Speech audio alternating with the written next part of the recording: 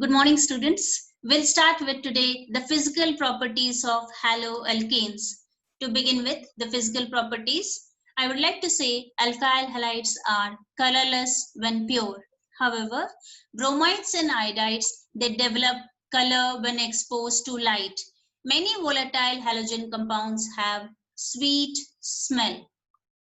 So I would like to show you the melting and boiling points, in which the melting and boiling points of alkyl iodides is always greater in comparison to that of alkyl bromides in comparison to that of alkyl chlorides there.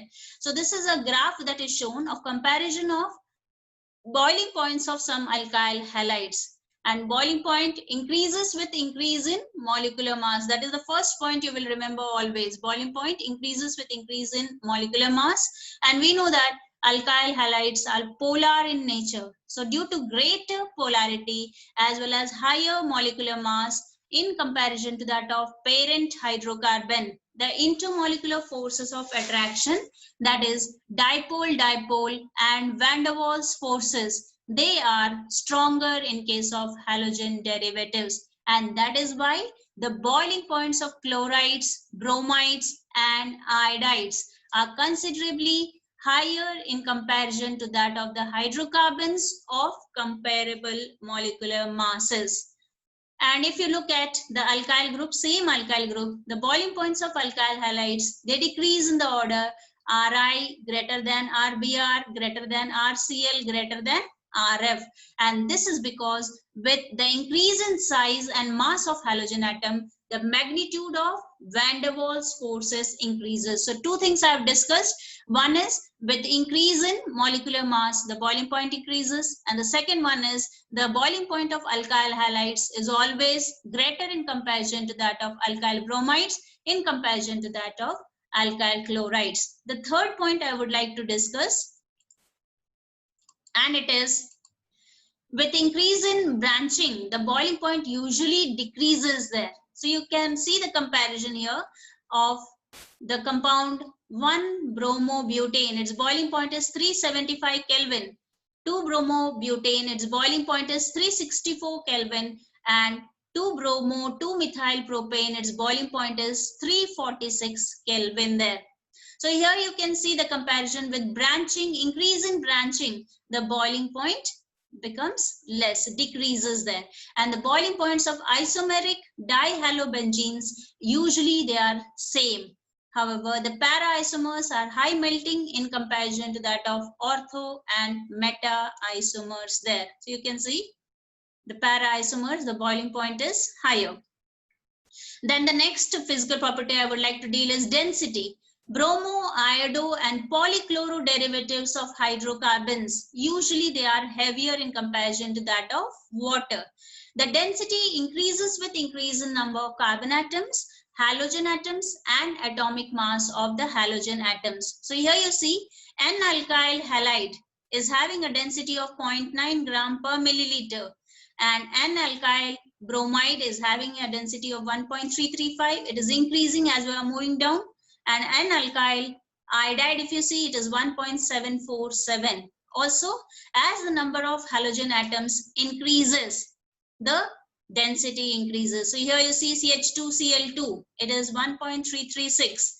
Chloroform, it is 1.489 gram per milliliter, and carbon tetrachloride CCl4, it is 1.595 gram per milliliter. So the density is increasing with increase in number of halogen atoms. Next, I would like to tell you about the solubility.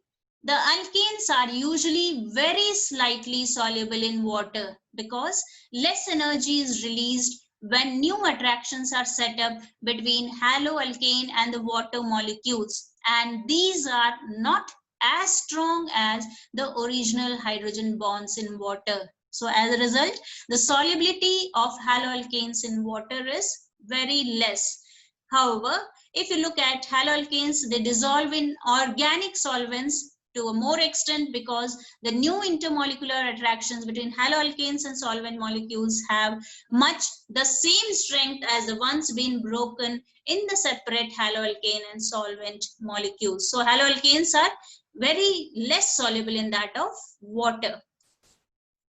Next, let us look at this question. The question is of your NCERT book in text 10.6. Question is, arrange each set of compounds in order of increasing boiling points.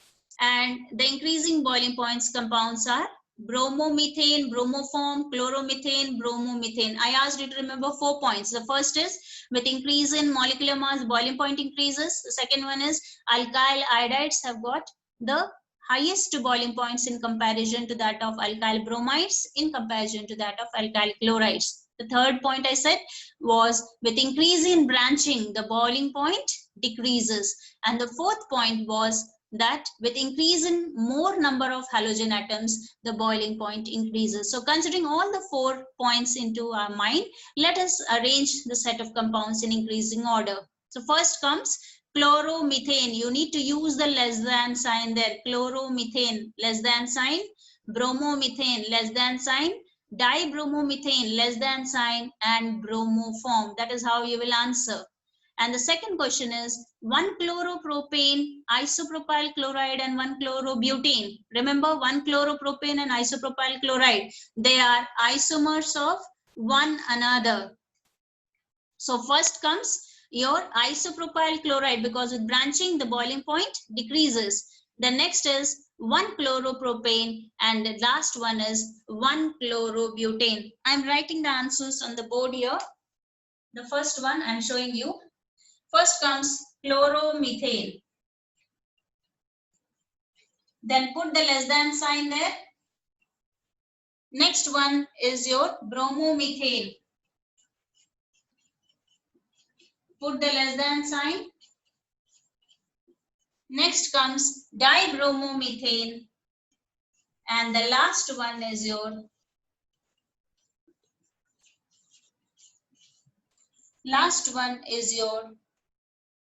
bromoform. I'll show you here on the board.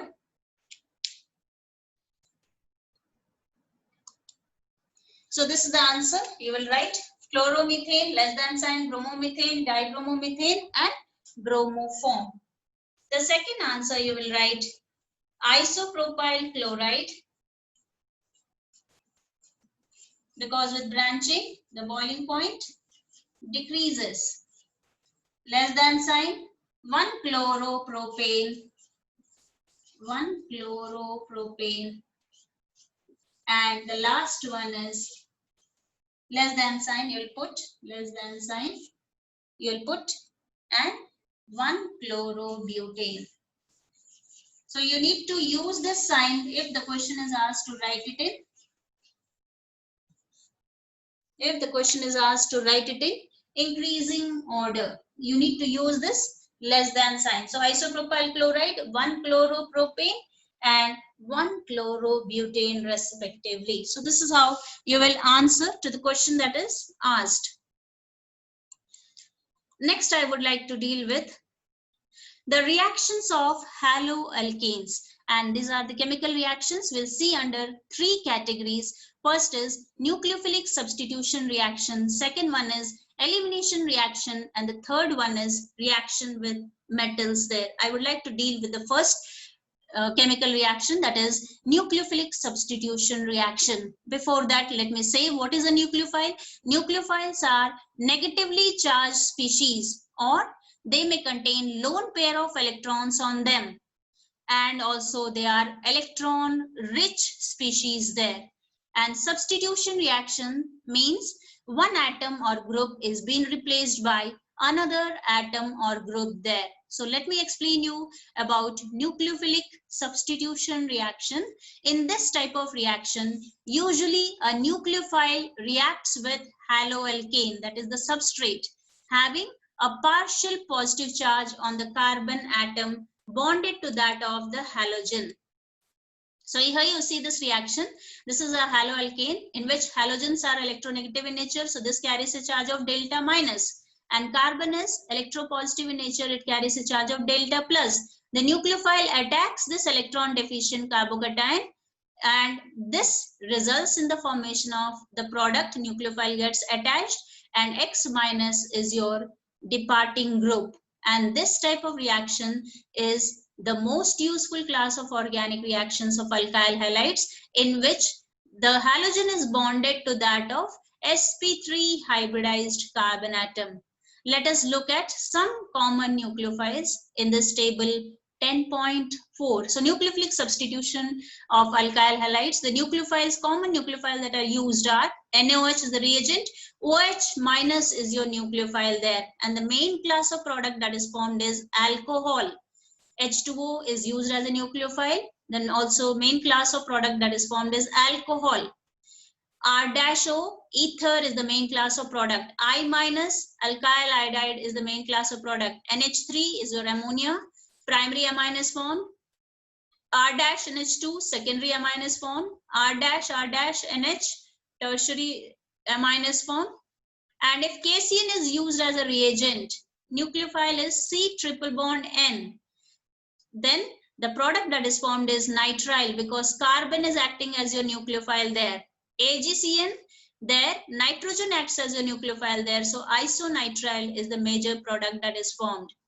Similarly, if you take the case of KNO2 as a reagent, there oxygen is acting as your nucleophile there, resulting in giving you alkyl nitrite as the major product.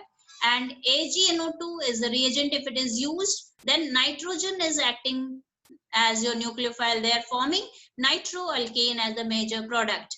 Then if you take the case of R-COO minus, ester is formed as the major product. Lithium aluminum hydride, if you take, hydride ion is acting as a nucleophile there. The main class of product that is formed is hydrocarbon. And if you take R- as the nucleophile there, alkane is the major product. So you should know about some of the nucleophiles that are used and what are the main classes of products that they can form. Now see this is, I'm dealing with ambident nucleophiles. What are ambident nucleophiles? Ambident nucleophiles are species which are having two nucleophilic centers with them. Species which have two nucleophilic centers with them are called as ambident nucleophiles, and examples are cyanides and nitrites. Cyanide ion and nitrite ion, they come under the examples of ambident nucleophiles. In this, if carbon is acting as a nucleophile there, that is the linking is there through carbon atom, it results in the formation of alkyl cyanides as the major product. And if nitrogen is linked through, that is, it is acting as your nucleophile there, then it results in giving you isocyanides as the major product there. Similarly, you can take the case of nitrite ion. If the linkage is there through oxygen atom, it results in giving you alkyl nitrites as the major product. And if the linking is there through that of nitrogen atom, it results in giving you nitroalkanes. So oxygen atom, it results in alkyl nitrites. Nitrogen atom, it results in giving you nitroalkanes as the major product. So species which have got two nucleophilic centers with them are called as ambident nucleophiles. This comes in your board examination. It has come many times and you should know the examples also. Look at this question. The question is, haloalkanes react with KCN to form alkyl cyanides as a major product, while AgCN forms isocyanide as the chief product. Why? So here you need to give the answer very wisely, that KCN is predominantly ionic in nature and carbon acts as a nucleophile here. So since carbon is dominant over nitrogen, it results in giving you alkyl cyanide as the major product. Whereas AgCN is purely covalent in nature and nitrogen is dominant over carbon there. Nitrogen is acting as a nucleophile there. And since the linking is there through nitrogen atom, the chief product that is formed is isocyanides there. So that's why with AgCN, the major product is your isocyanides. Hope this question is clear. Let's go to now the differences between SN1 and SN2 mechanism. It is very important and you need to learn this table by heart. SN1, as the name says, S stands for substitution, N is nucleophilic, 1 is unimolecular reactions. So substitution, nucleophilic, unimolecular reactions, and SN2 stands for substitution, nucleophilic, bimolecular reactions there. So as the name says, SN1 mechanism, this follows first order kinetics. First order kinetics means the rate depends upon the concentration of any one of the reactants, and usually the reactants which we take are alkyl halides, the concentration of alkyl halides, and not the concentration of nucleophile there. That's why the rate, it follows first order kinetics, SN1.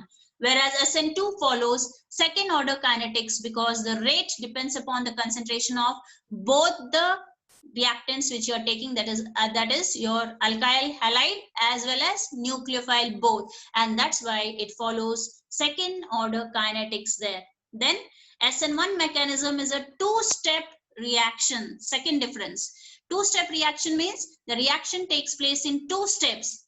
The first step is the formation of the carbocation, and the second step is the attack of the nucleophile on this electron deficient carbocation. Thus SN1 mechanism proceeds via two steps there, whereas SN2 mechanism proceeds via one step reaction. It is a one step reaction there. Why? Because no carbocations are formed as an intermediate here. The reaction occurs through a transition state, that is the attachment of COH bond and the detachment of CX bond takes place in one step through a transition state, and then halide is the departing group, leaving group, and it results in the formation of product. That's how the carbocations are not intermediate, and the reaction occurs through a transition state in SN2 mechanism, whereas in SN1 mechanism carbocations are formed as intermediates there. Then in SN1 mechanism, both backside and front side attack of the nucleophile occurs, though the backside attack predominates, whereas SN2 mechanism, exclusive backside attack of the nucleophile takes place. I mean to say that the nucleophile attacks the electron deficient carbocation from the side opposite to that of the halide ion there in case of SN2 mechanism, whereas in SN1 mechanism, the nucleophile can attack the electron deficient carbocation from both the sides, that is front as well as back side also. Then the fifth point of difference is, generally in SN1 mechanism, racemization with some inversion, that is partial racemization is observed, whereas in SN2 mechanism, complete inversion of configuration occurs. Here in SN1 mechanism, it results in giving you racemic products, whereas in SN2 mechanism, you get inverted configuration products there. Then the sixth point of difference is, rearrangements are generally observed in SN1 mechanism, whereas rearrangements are not observed in SN2 mechanism. The seventh point of difference is, elimination is an important side reaction. In SN2 mechanism, elimination is not an important side reaction there. The eighth point of difference you see, electronic factors in SN1 mechanism affect the reaction rates generally, greatly to a greater extent, whereas in SN2 mechanism, steric and not the electronic factors, they affect the rates of the reactions there. The ninth point is very important, you have to remember for solving the questions for SN1 and SN2 mechanism, and it is the order of reactivity that follows the sequence. Remember in your mind, in case of SN1 mechanism, since carbocations are intermediates here, 3 degree carbocations are more stable in comparison to 2 degree, in comparison to 1 degree, in comparison to N-alkyl halides. So the reactivity also follows the same order, that is 3 degree alkyl halides are more reactive in comparison to 2 degree alkyl halides, in comparison to 1 degree alkyl halides, in comparison to N-alkyl halides there, methyl halides. Whereas the order of reactivity for SN2 mechanism is just opposite. N-alkyl halides are more reactive in comparison to 1 degree, in comparison to 2 degree, in comparison to 3 degree alkyl halides there, because steric hindrance plays a role here.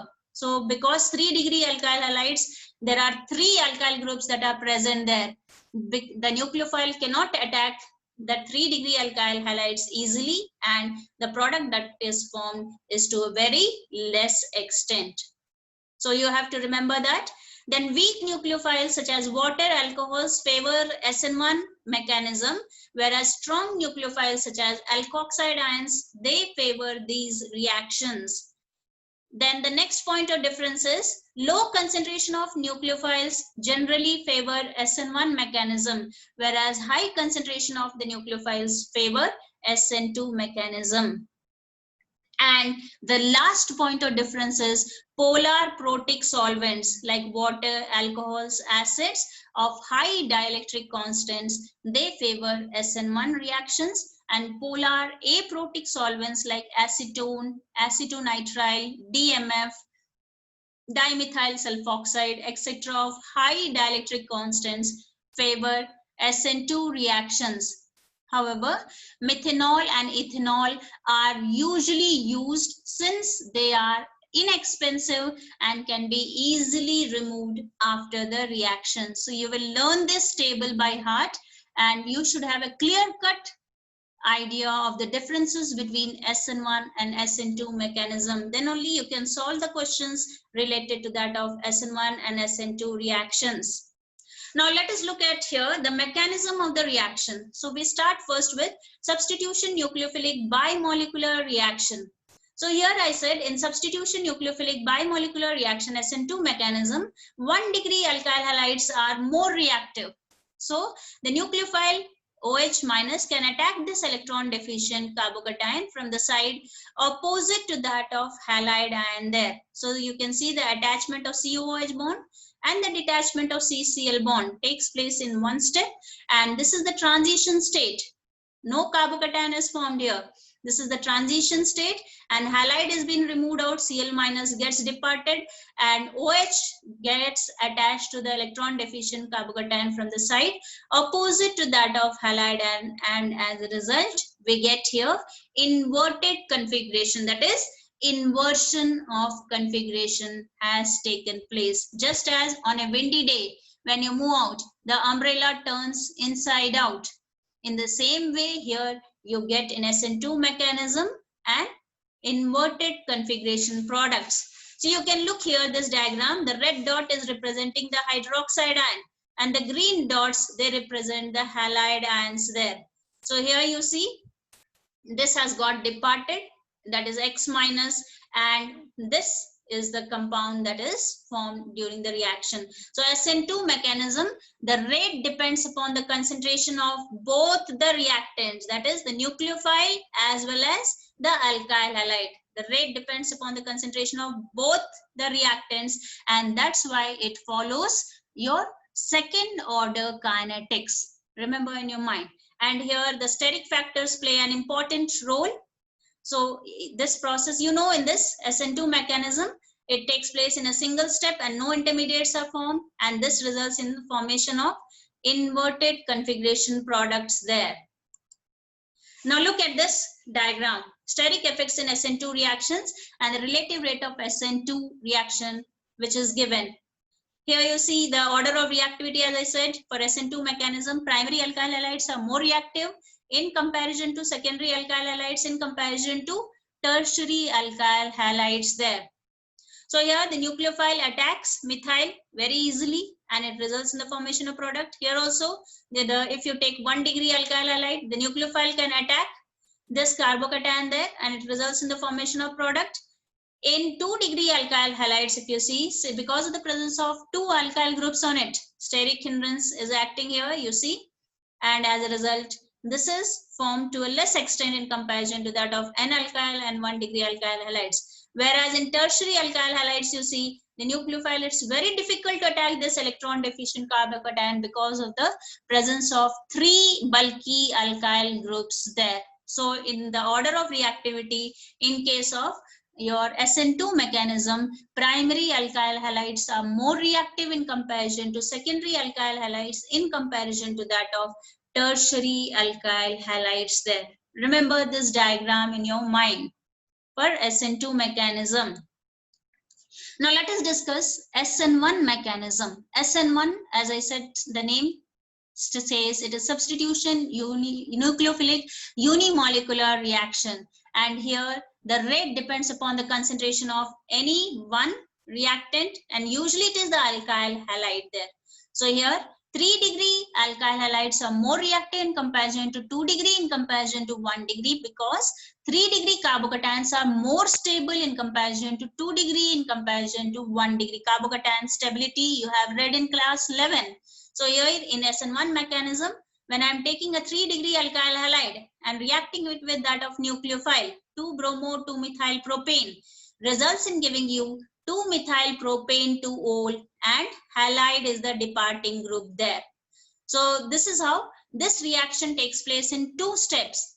And the 2 steps are, as I said, first step is the formation of the alkyl halide. So you see, the first step is alkyl halide breaks into that of carbocation. So formation of carbocation is the first step, and Br minus is your departing group.